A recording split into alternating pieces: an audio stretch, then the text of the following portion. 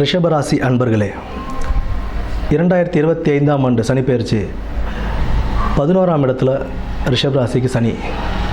11ஆம் இட சனின்றது லாபஸ்தானம் மாதிரி தான். நமக்கு நல்ல ஒரு லாபங்கள் கொடுக்கும், தொழிலில் நல்ல முன்னேற்றம் கிடைக்கும்.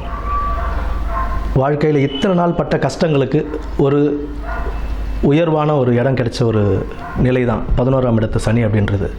சனி பகவான் 11ஆம் இடத்துல இருக்கும்போது நம்ம எந்த அளவுக்கு கடின உழைப்புகள் கொடுக்குறோமோ அந்த அளவுக்கு உண்டான பலன்கள் நமக்கு கொடுத்துக்கிட்டே இருப்பார். அதுக்குண்டான லாபமும் கொடுப்பார். உங்களுக்கு புதிய தொழிலுக்கு தேவையான முயற்சிகளுக்கு தேவையான ஒரு தைரியத்தையும் கொடுப்பார். அவர் நல்ல முயற்சிகள் நல்ல பலனையும் கொடுக்கும். அடுத்து திருமணம் ஆகாதவர்களுக்கு திருமணம் கைகூடுறதுக்கான வாய்ப்புகள் உண்டு. ஏன்னா 11ஆம் இடத்து சனி உங்களுக்கு குடும்பத்தையும் அமைத்து கொடுப்பார். உங்களுக்கு 2ல் இப்போ குரு இருக்குது. ரிஷபராசிக்கு ஜன்மத்திலேயே குரு இருக்குது. மே மாதத்துக்கு அப்புறம் நமக்கு 2ஆம் இடத்துல குரு வராரு. ஸோ குடும்பத்தையும் அமைத்து கொடுப்பார். உங்களுக்கு திருமணத்திற்கான யோகங்கள் உண்டு. மாணவர்களுக்கு நல்ல ஒரு பலன் கிடைக்கும். நல்லா படித்து நல்ல மார்க் எடுக்கலாம். உயர்கல்வி யோகம் செய்கிறவங்களுக்கு எல்லாருக்குமே நல்ல ஒரு பலன் கொடுக்கும்.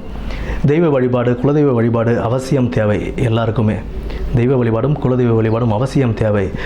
இதில் என்ன அப்படின்னா 11ஆம் இடத்து சனி உங்களுக்கு தொழிலில் நல்ல முன்னேற்றம் கொடுத்து நீங்கள் செய்கிற தொழிலில் நல்ல லாபத்தையும் கொடுப்பார். இப்போ நீங்கள் ஒரு தொழில் செஞ்சிட்ருக்கீங்க, அதுக்கு தகுந்த அதில் சார்ந்த ஒரு தொழிலை நீங்கள் மறுபடியும் விரிவடைச்சிக்கலாம். செய்யும் தொழிலை விரிவடைய செய்யலாம். அதுலேயும் நல்ல லாபம் கிடைக்கும். பின்னர் நமக்கு உங்களுக்கு யோகாதிபதியும் பாதகாதிபதியும் இவர் தான், சனி பகவான் தான். அதனால் ரிஷபத்தை பொறுத்த வரைக்கும் சனி கெடுதல் செய்ய மாட்டார். ஓரளவுக்கு நன்மையான ஒரு பலன்களையே கொடுப்பார். இந்த 2025 சனிப்பெயர்ச்சி அப்படிங்கிறது உங்களுக்கு ஒரு நல்ல பலன்களையும் நல்ல யோகங்களையும் லாபத்தையும் கொடுக்கக்கூடிய ஒரு சனிப்பெயர்ச்சியாகவே உங்களுக்கு அமையும். குரு பெயர்ச்சிக்கு அப்புறம் இன்னும் உங்களுக்கு அது நல்லாவே இருக்கும். ஏன்னா 2ஆம் இடத்துல குரு வரும்போது உங்களுக்கு குடும்பத்துக்கும் நல்ல ஒரு சாதகமான ஒரு அமைப்பு கொடுப்பார். இந்த மார்ச் மாதத்திற்கு பிறகு மே மாதம் வரை உங்களுக்கு அந்த சனியும் ராகுவும் மீனத்தில் இருக்கிறதுனால 11ஆம் இடத்துல இருக்கிறதுனால கொஞ்சம் உடல் உபாதைகள் கொடுக்குமே தவிர அதனால் பயப்பட வேண்டிய அவசியங்கள் இல்லை. கொஞ்சம் உடல் உபாதைகள் மட்டும் கொடுக்கும். அதற்குண்டான தீர்வுகளை நீங்கள் பார்த்துக்கிட்டு நல்லபடியாக இருந்தால் யோகமான சனிப்பெயர்ச்சியாகவே உங்களுக்கு அமையும் ரிஷபராசிக்காரர்களுக்கு.